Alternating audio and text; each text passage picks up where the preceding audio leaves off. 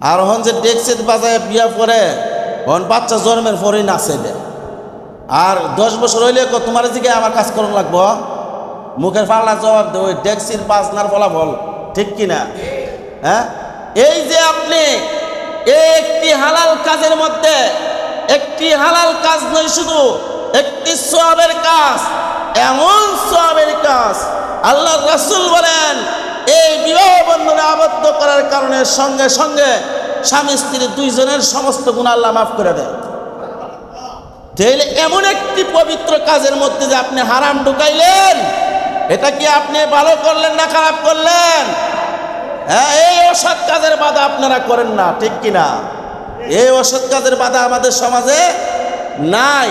আরো যদি ইমাম সাহেব গিয়া বাধা দেয়, ওই ইমামের তো টাইম শেষ, ইমামের টাইম শেষ, কয়ের লেগে বেড়াইছে আমরা বিয়ার অনুষ্ঠানে বাধা দিত, ঠিক কিনা?